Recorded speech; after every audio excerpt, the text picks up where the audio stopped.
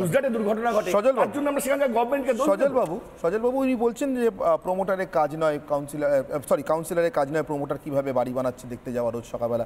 তাহলে কি সজল বাবু এটা ধরে নেব যে ওই প্রমোটারদের বাড়ি যখন ভাঙা পড়ছে, বেআইনি বাড়ি, তখন কি ওটা কাউন্সিলরের কাজের মধ্যে পড়ে? আমি কিন্তু জানি বাঘাযতীন এলাকাতে কাউন্সিলর নিজে দাঁড়িয়ে থেকে প্রমোটারের বেআইনি বাড়ি ভাঙা আটকেছে এবং তা নিয়ে মেয়রও ওপেনলি কর্পোরেশনের অধিবেশনে কথা বলেছেন, আপনারা ছিলেন না?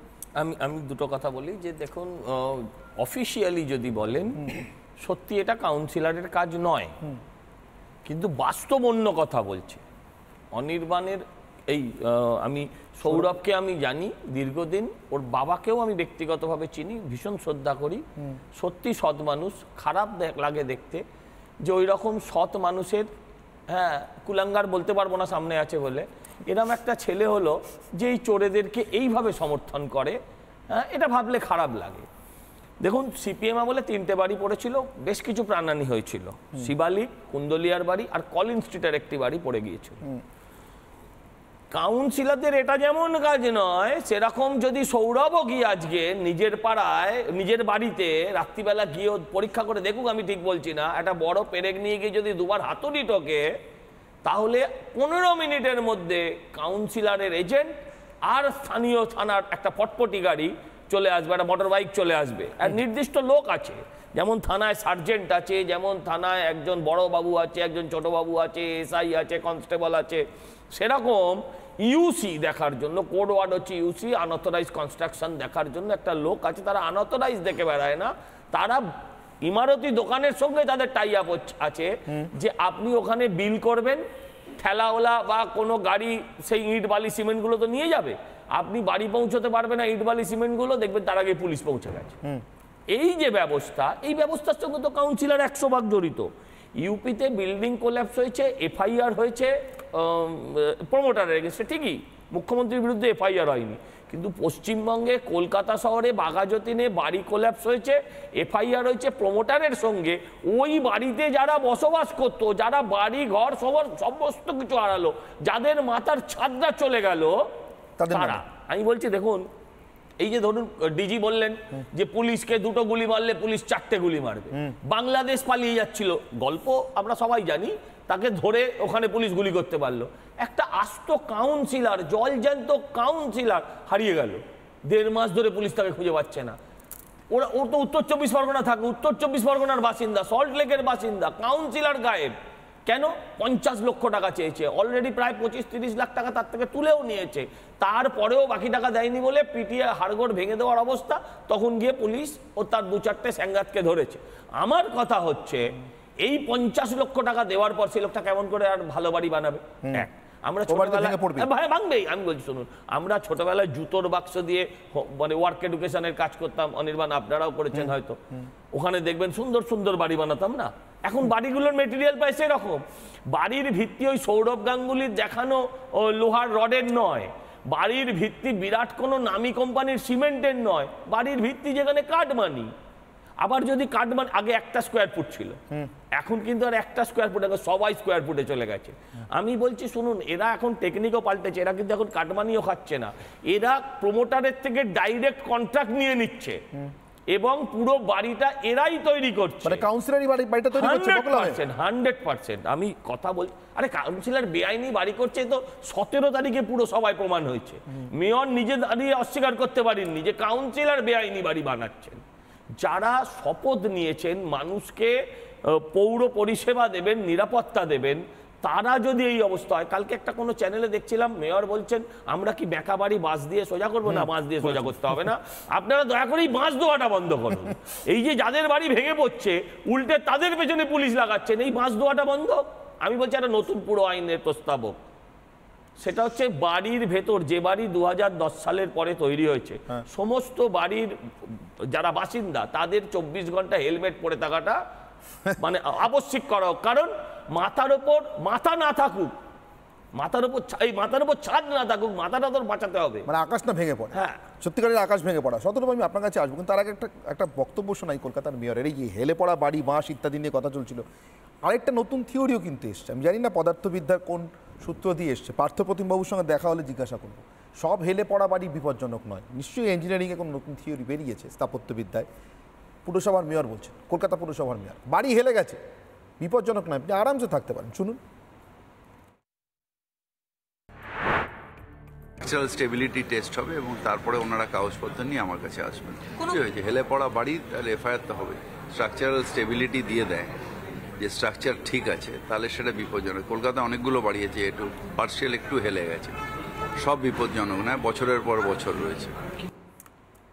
কিভাবে এই বাড়িগুলো হেলে আছে বলুন তো শতরূপ, হেলে আছে অথচ বিপজ্জনক নয়?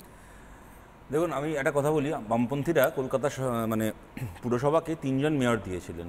যে সজলদা আছে, সজলদার বাবা দীর্ঘদিন কাউন্সিলর ছিলেন এবং বামফ্রন্টে যখন পুরবোর্ড ছিল সেই সময়ই প্রদীপদা টানা জিততেন, তো আমাদের পুরবোর্ড ছিলেন ওখানে আমাদের কমলদা ছিলেন, প্রশান্ত চ্যাটার্জি ছিলেন, পরবর্তীকালে বিকাশ ভট্টাচার্য। আমি কখনো বলতে পারবো না যে তারা একেবারে কি বলবো, মানে কলকাতার আর কোনো সমস্যা ছিল না তাদের আমলে, যা যা প্রত্যাশা ছিল প্রতিটা কাজ হয়ে গেছে, কোনো সমালোচনা করার সুযোগ নেই, কখনো নয়, অনেক সমালোচনা তখনও ছিল। কিন্তু এইটা ঘটনা, এই ধরো আমি প্রদীপদার কথা এই কারণে বললাম কি, আরও যারা এই সময় ছিলেন বিরোধী কাউন্সিলর, কোনো দিন তারা আমাদের মেয়রদের বিরুদ্ধে অনেক সমালোচনা করেছেন, প্রশ্ন করেছেন, ক্রিটিসাইজ করেছেন, সব করেছেন, কোনো দিনে কথা বলতে পারেননি যে ব্যক্তিগতভাবে কমল বসু হতে পারেন, প্রশান্ত চ্যাটার্জি হতে পারেন, কি বিকাশ ভট্টাচার্য ব্যক্তিগতভাবে চোর। অপরদিকে কলকাতা পুরসভাকে তৃণমূল 3 জন কাউন্সিলর দিয়েছে, সুব্রত মুখার্জি, তারপরে শোভন চ্যাটার্জি, তারপরে ববি হাকিম। একজন সিঙ্গারার সঙ্গে পয়সা খায় নরদার ভিডিওয়ে, একজন তোয়ালে মুড়িয়ে পয়সা খায়, একজন স্যান্ডো গেঞ্জি পরে পয়সা খায়, 3খানা চোর। এই 3টে চোর চিটিংবাজ মেয়র দেওয়ার পরে কলকাতা শহরের যা চেহারা হওয়ার কথা, কলকাতা শহরের ঠিক সেই চেহারা হয়েছে। এই যে এত কথা হচ্ছে না, থিওরিটিক্যালি অনেক কথা বলা যায় অনির্বাণ, ঘটনাটা হচ্ছে কোনো প্রমোটারের বাবার ক্ষমতা নেই।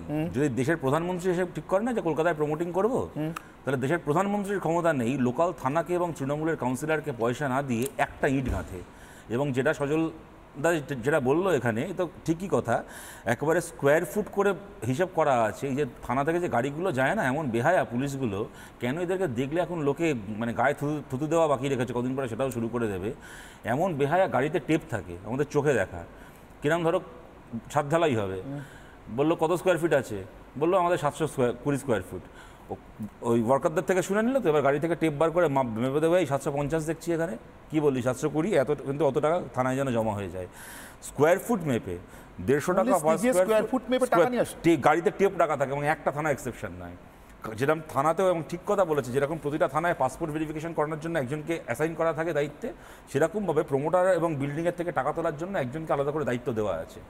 এবার আমি বলছি তোমাকে, কাউন্সিলরকে এবং থানাকে স্কোয়ার ফুট মেপে 150 টাকা রেট মোটামুটি যাচ্ছিল। এই গার্ডেন রিচের ঘটনাটা ঘটার পরে না 300 হলো, গার্ডেন রিচের এই যে ভেঙে পড়লো, তখন কদিন বন্ধ রেখে এখন ওটা 500 টাকা রেট চালু হয়েছে। ওই রেটে টাকা না দিয়ে কারো প্রমোটারের বাপের ক্ষমতা নেই কলকাতাতে একটা ইলিগাল বাড়ির একটা ইট গাঁথে। এক, দ্বিতীয় কথা, আমি লিগাল বাড়ি হয়, এটাই আমি তোমার পরের কথাটা হচ্ছে, লিগাল বাড়িতেও এমন কেমন টাকা দিতে হয়।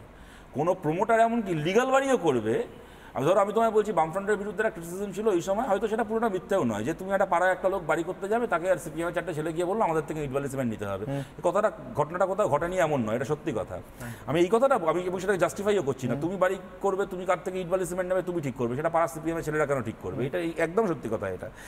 কিন্তু কথাটা আমি এই কারণে বলছি, ধরো এবার তুমি যদি কোনো সিপিএমের ছেলে থেকে ইট বালি সিমেন্টটা নাও, সে তো পাড়া 5টা বেকার ছেলে মিলে, তারা কিন্তু মার্কেটের যা রেট সেই রেটে তোমাকে ঠিকঠাক ইট বালি সিমেন্টই দেবে। হ্যাঁ, এইটা ঘটনা। তোমাকে ও ডিকটেট করার কোনো অধিকার তার নেই, কিন্তু সে অনধিকার ডিকটেশন দিতে, যে আমার থেকেই নিতে হবে। কিন্তু আজকে যেটা হয়েছে, তুমি ইট বালি সিমেন্ট ফিমেন্ট কার থেকে নেবে আমার দেখার দরকার নেই, তুমি যার থেকে পারো নাও। এত স্কোয়ার ফুট বাড়ি বানাচ্ছ এই এরিয়া, তুমি আমাকে হচ্ছে এই টাকাটা আমাকে তুমি থোক দিয়ে দাও, তারপরে তুমি বাড়ি বানাও, যা তাজমহল বানাও, ভিক্টোরিয়া বানাও। এবার প্রশ্ন আসছে শতরূপ, যিনি লিগ্যাল বাড়ি বানাচ্ছেন তাকে যদি টাকাটা দিতে হয়, ইলিগালটা ছেড়ে দিলাম, তাহলে তো তার বাড়ি বানানোর পরে ব্যাপারটা লিগ্যাল থাকবে না। তিনি এমনই কোয়ালিটির জিনিস দেবেন, লিগ্যাল থাকতে পারে না। সঠিক কথা। এবং সেই কারণে একটা লিগাল বাড়ির কোনো ডেমোলিশন হয় না। আমি তোমাকে বলছি 91 নম্বর ওয়ার্ডের একটা উদাহরণ দিচ্ছি। এর আগে যখন গার্ডেন রিচ নিয়ে সব হচ্ছে, আমি তখনও তোমাদের স্টুডিওতে বলেছিলাম, আমাদের অভিজ্ঞতা রয়েছে, একটার পর একটা পুকুর বুঝিয়ে বাড়ি হচ্ছে, এমনকি সরকারি এইডেড স্কুলের জমিতে বাড়ি হচ্ছে, সব কিছু হচ্ছে। বৈশানাথ চ্যাটার্জি কাউন্সিলর, কর্পোরেশনের কাছে দিস্তে কমপ্লেন জমা করা হয়েছে, কর্পোরেশন থেকে লোক এসছে, মনে করো 3 তলা প্ল্যান স্যাংশন আছে, 4 তলা ফ্ল্যাট উঠছে, তো উপরের ফ্লোরটা ইলিগাল। যেমন এই যে বাঘাযতীনে যে বাড়িটা ভেঙে পড়েছে, তার যে ঘটনাটা, একটা ফ্লোর ইলিগাল, কেমন এ ভেঙে পড়ছে। এবার তোমার নিয়মটা কি, ডেমোলিশ করতে হবে, মানে উপরের ফ্লোরটা পুরো ডেমোলিশ করতে হবে, যে ফ্লোরটা ইলিগাল। কি করছে, উপরে গিয়ে ধরো দরজাটা তৈরি হওয়ার জন্য যেখানটায় দেওয়ালটা কাটা আছে, যেখানে দরজার ফ্রেম বসবে, ওই কাটার ওইখানটায় গিয়ে একটা ধাক্কা দিয়ে মেশিন দিয়ে 4টে ইট ফেলে দিল, হয়ে গেল ডেমোলিশন। ও চলে গেল, প্রমোটার 4টে ইট বসিয়ে সিমেন্ট করে বাড়ি তৈরি হয়ে গেল, সে দিব্যি বিল্ডিং এখন চলছে। নানা ধরনের কন্টেন্ট দেখার জন্য লাইক করুন, শেয়ার করুন আমাদের ফেসবুক পেজ, সাবস্ক্রাইব করুন আমাদের ইউটিউব চ্যানেল। পাশাপাশি অন্যান্য ব্রেকিং নিউজের জন্য অবশ্যই চোখ রাখুন রিপাবলিক বাংলায়।